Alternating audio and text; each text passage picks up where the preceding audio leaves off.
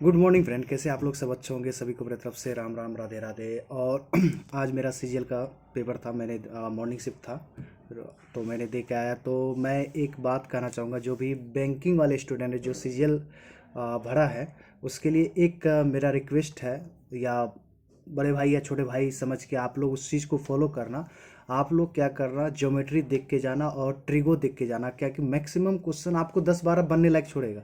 10 से 12 नंबर आप बना लोगे, बट अगर आप ज्योमेट्री नहीं पढ़े हो और ट्रिगो नहीं पढ़े हो तो आप क्वेश्चंस मैक्सिमाइज नहीं कर पाओगे। जैसे मैं नहीं पढ़ पाया, 26 तारीख को मेंस था और इतना दिन में क्या होगा, कुछ नहीं होता है।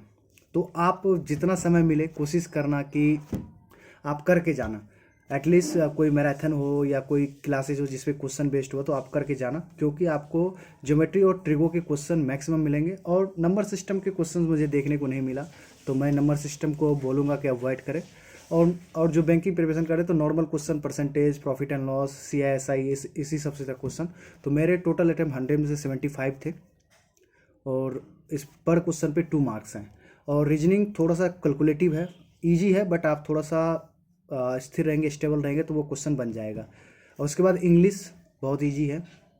एक्टिव नरेशन चार चार क्वेश्चन आए थे, तो मेरे में एक्टिव पैसिव ज़्यादा था, तो नरेशन एक क्वेश्चन था। उसके बाद फिलर बेस्ड क्वेश्चन था एक दो। उसके बाद मिसपेल्ट वर्ड ऐसा था, बट एसएससी वालों से, एसएससी जो एग्ज़ाम कंडक्ट करवाते हैं उनसे एक ही विनती है, जब आप इंग्लिश में बोलते हो कि उन्हें इंस्ट्रक्शन लिखा हुआ था कि बोल्ड रहता है, तो आप बोल्ड तो बोलते हो, मगर जब नीचे में आप सेंटेंस देते हो तो उसमें बोल्ड ही नहीं मिलता है।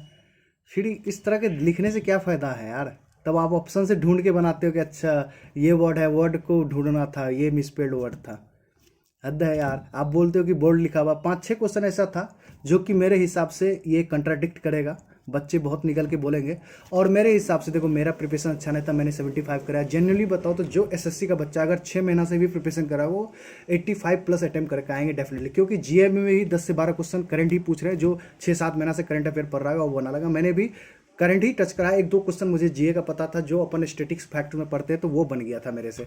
तो मैंने 16 करा है जीए में, और रीजनिंग में मैंने 22 करे थे, 3 रीजनिंग मैंने लीव करे हैं। और मेरे से मैथ्स नहीं बना, सच बोलूँ तो 13 बना। और इंग्लिश मैंने टोटली करे हैं, 25 के 25 को, क्योंकि वो ईजी था, मेरे से बन गया। क्योंकि ना पैसेज पूछा था उसने, एक क्लोज टेस्ट पूछा था 5 नंबर का, वो भी ईजी था। उसके बाद यही एरर मिसपेल्ड वगैरह पूछ रहा था। तो जो एसएससी वाले बच्चे हैं वो डेफिनेटली 85 करके आ जाएंगे। और कटअप का देखो, मैं कटअप के बारे में बात नहीं करूँगा क्योंकि मेरे जोनर से अलग था। मैं बैंकिंग का स्टूडेंट हूँ, वो एसएससी का एग्ज़ाम था, तो मैं ये प्रिडिक्ट नहीं कर पाऊँगा। क्योंकि देखने को तो जहाँ तक फॉर्म भरा है लगभग 40-50 लाख फॉर्म गिरे हैं, मगर बच्चे वहाँ पे पहुँच नहीं पा रहे हैं। जैसे मैंने पूछा, जो मेरे कलीग थे, जो पुराना दोस्त था, वहाँ पे ही ड्यूटी लगी हुई थी, तो मैंने उनसे पूछा तो बोला कि नहीं भैया ऐसी बात नहीं है, यहाँ पे तो 20% ही अटेंडेंस बन रहा है। रूम में मेरे लगभग बोला, जिसे मैम से पूछा था, मैंने पूछा मैम कि कितने बच्चे का स्लॉट था, तो बोला कि लगभग 40 का स्लॉट था, तो उसमें से 15 बच्चे ही आए थे।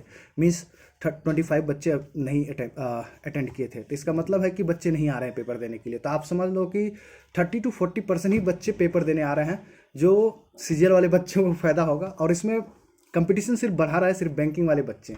और जिसकी इंग्लिश अच्छी नहीं है वो तो कंपटीशन से आउट ही हो जाए, क्योंकि यहाँ पे इंग्लिश इतनी ईजी आ रही है कि आप स्कोर को मैक्सिमाइज कर सकते हैं। बस मैं ये एक ही बात कहूँगा, बार बार